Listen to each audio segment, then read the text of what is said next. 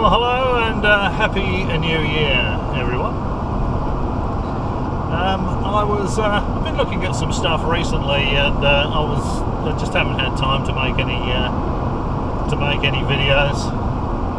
But I thought that I've got a couple of hours, 2 or 3 hours to go to get to where I'm going at the moment, so I thought I'd have a bit of a chat, fire up the camera, and at the very least, wish you all a happy New Year, and thanks for continuing to watch the chat, and thanks for the comments as well. A lot of them are quite entertaining.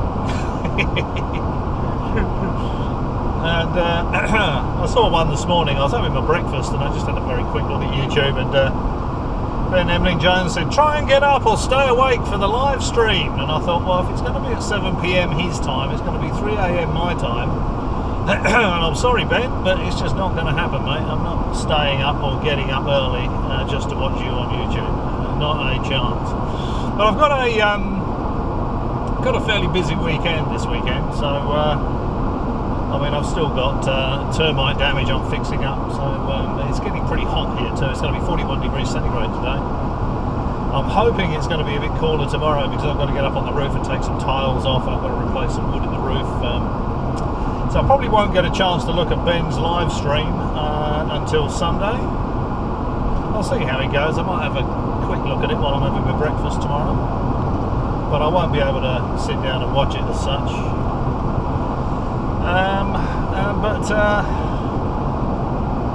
So it'll be interesting to see what he's got to say about Trump. And it's interesting how people really can't see, or really couldn't see, that there was no electoral fraud, that Trump was lying through his teeth. How could anybody not see that? I don't understand it.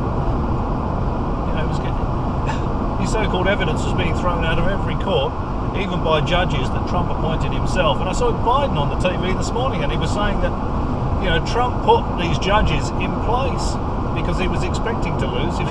He didn't say that, but the implication is that he was expecting to lose. So, and he knew that he was going to have to have these judges in place so that they could hand him the presidency. And of course it didn't work, because the judges are obliged to uphold the law. They're obliged to support the law, not to support bloody Trump. And I don't really get involved in politics or have any interest in politics at all, really. But some recent Trump thing has just, I don't know if it's piqued my interest, but I've been looking at it. And I thought, well, what have we got here? Roadworks, maybe? And I thought, after the debacle yesterday, I thought, well, really what they should be doing is invoking the 25th Amendment and actually getting rid of that guy, because before the 20th of January, just get him out of there, because he's an absolute disgrace to the Republican Party. And if they want to retain any kind of credibility, if the Republican Party really wants some sort of political future, they're going to need to distance themselves from Trump.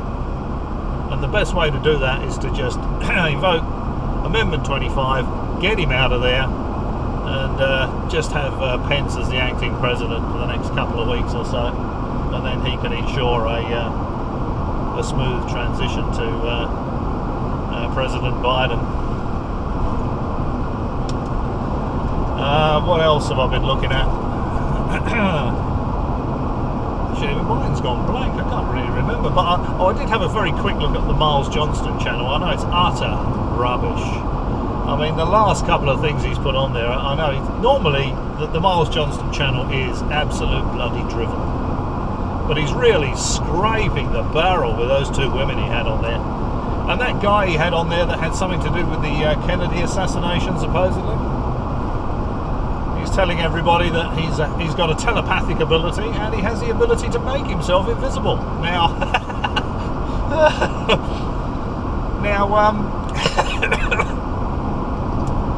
Miles Johnston says, well, I'm just putting this out there. It's for research purposes. You make your own mind up. But I think it's just because he wants any old rubbish to put on that channel just to sort of keep it alive, just to keep it ticking over. Fortunately, he's been demonetised, so he's not making any money out of it. Because it really irks me that you know, people make money out of this absolute bloody nonsense that they peddle. But I did have a bit of a chuckle when the guy said he can make it. He can make himself invisible.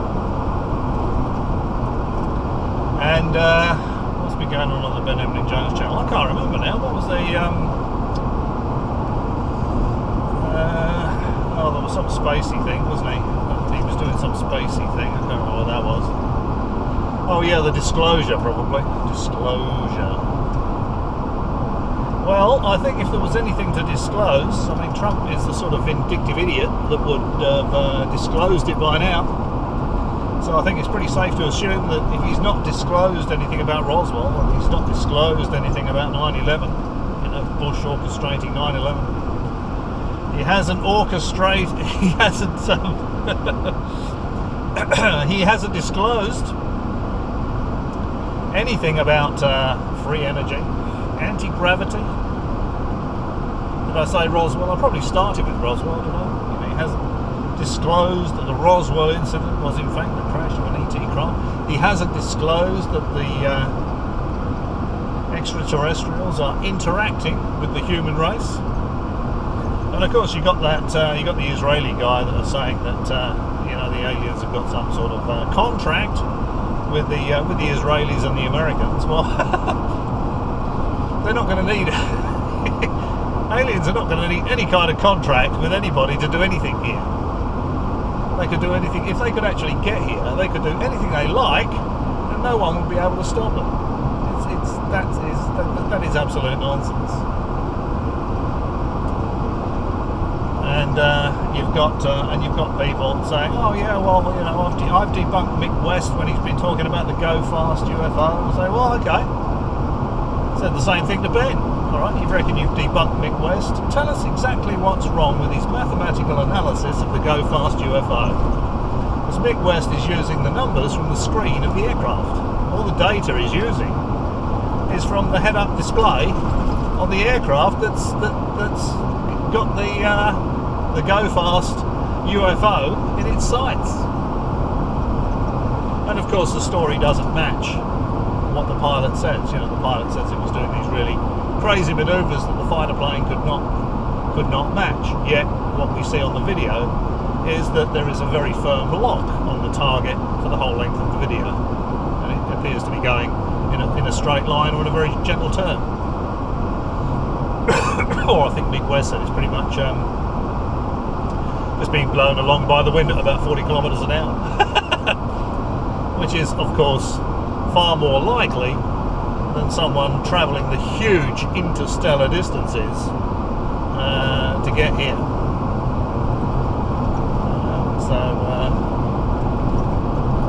So I had a look at that. So yes, there's not going to be any disclosure. And I was going to do a video about just using a little clip from one of Ben's videos where he's talking to Steve Bassett when they're bagging SETI. Because, you know, SETI's heard this fairly interesting signal from Proxima B recently, and on a spot frequency of 982.002 megahertz, and there could be something interesting from that. I mean, the technology is improving all the time. Personally, I think we're going to get confirmation that we're not alone in the galaxy or the universe. I don't know which would come first. More likely to be the galaxy, simply because of the distances involved. Confirmation of that will come from SETI. It's not going to come from any American president or Russian president or anybody else. No one's got a flying saucer in a shed. It's absolute bloody nonsense. I mean, you do see from time to time that memos are supposedly from military people saying we've got to get hold of one of these things, you know, because of the manoeuvres that they can reportedly do, and radar invisibility and all this. And you can understand that, because if they're told that they're by pilots or whoever that people are seeing these things and are doing all these great manoeuvres, they're going to think, well, you know, if it is real and we could get hold of one, then perhaps we could duplicate it. Makes sense. So, you know, there's nothing to read into those sort of memos. It's just sort of common sense. If you're in a if you're in the military and it's and you're in intelligence or aerospace intelligence or whatever, it makes very good sense to try and find out what these things are. You know, if they're actually real physical objects. Are they ball lightning? Are they some sort of strange natural phenomena that is as yet misunderstood? You know, not understood. So,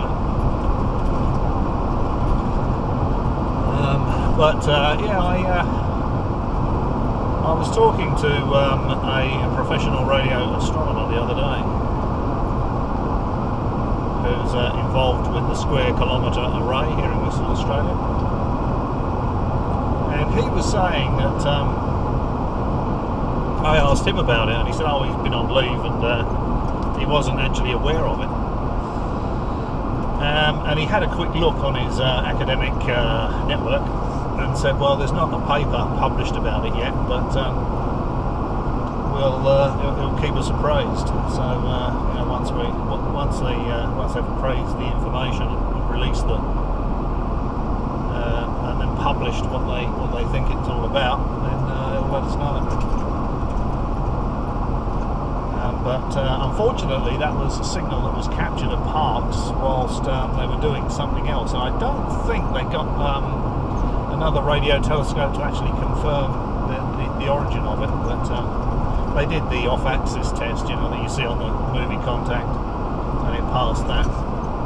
And also, if you look at that part of the radio spectrum, it's allocated to radio navigation. So, if it was a terrestrial signal reflecting off of anything, you would expect there to be modulation, you know, because radio navigation signals are not just carrier waves, you know, modulated carrier waves. They've got information on them. So. Yes, it's interesting times. I don't think it's going to be very interesting for the conspiracy crowd. Ben keeps trying to talk it up, when in fact, you know, there's not really very much happening at all. Supposedly, this task force, this unidentified aerial phenomenon task force, is going to be releasing its first report in June, is it? So it'd be interesting to see what that says, although I wouldn't expect to see anything in there that you wouldn't see in something like Project Blue Book. You know, it's probably going to be misidentified aircraft, the usual sort of stuff. Now, oh yeah, there is one other thing. I wonder if the change of regime in America, I wonder if that's going to affect the Artemis project. That's the only thing that I was a little bit concerned about. Is Joe Biden going to pull the plug on putting the first woman on the moon? It'd be disappointing if he does. But I think the general safety and security of the planet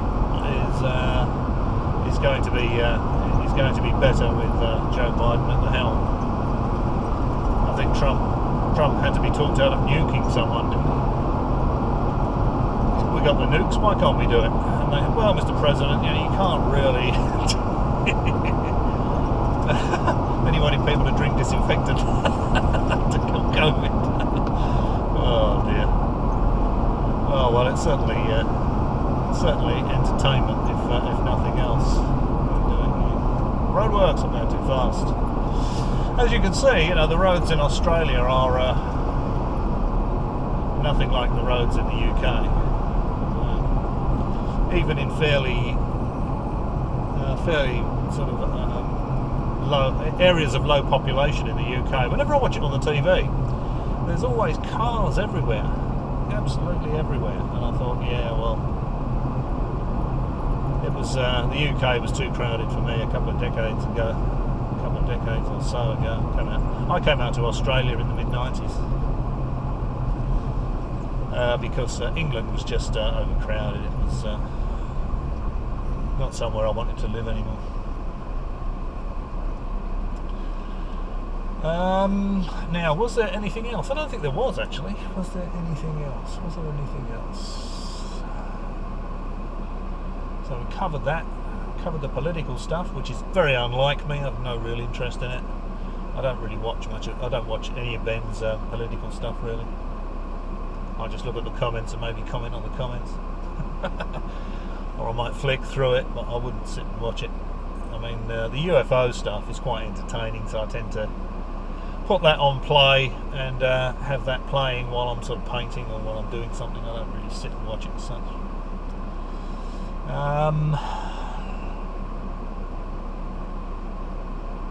I think Linda Moulton Howe is peddling the same old nonsense. Project Camel Toe, again, you know, it's the same old bloody rubbish. But the bottom line is that there's no truth in it. You know, the truth movement, I've said it before, is the anything but the truth movement. So they will look for anything and anything other than what actually happened. You know, for people to actually sit down and say, oh yeah, you know, it was the static charge from a tropical cyclone or a hurricane was directed with a microwave beam. That's Andrew Johnson, to the 9/11 towers to bring the towers down. You know, that's far more likely, of course, than someone hijacking a plane and flying a plane into the building, isn't it? You know, Ben Emlyn Jones will say, yeah, directed energy weapon. Yeah, far more likely than someone hijacking a plane and flying it into the building, isn't it? You know, it's just ludicrous, bloody nonsense. And the same with the free energy. You know, if the free energy was real, engineers and chemists all over the world would be doing it. If it worked, you'd never be able to suppress it. And they cling to it. And the anti-gravity, you're going to have anti-gravity drive, which would be completely useless for flying between stars. You know, it's just nonsense, it's drivel, science fiction, claptrap. I think I mentioned in a comment recently that, you know, Voyager is travelling, well, both of the Voyagers, they're travelling at 48,000 kilometres an hour. And even at 48,000 kilometres an hour, it would take them 73,000 years to get to our closest stellar neighbour, Proxima Centauri. And that's only 4.2 light years away. Galactically speaking, it's in our backyard. And it would take 73,000 years to get there at 48,000 kilometres an hour. So people, you know, aliens are not going to be travelling across these vast interstellar distances just to sit above Tony Topping's house. You know, it's ludicrous nonsense. It's drivel. Anyway, it looks like my 2 or 3 hour drive is going to be extended by 15 or 20 minutes. So, as always, I'll say thanks for watching. If I can think of anything else, I'll make another video while I'll be driving around today. I've got to drive back as well, so I've got quite a lot of driving to do today. So I might make another video, but then again I might not. Anyway, regardless, thanks for watching, and perhaps I'll catch you again.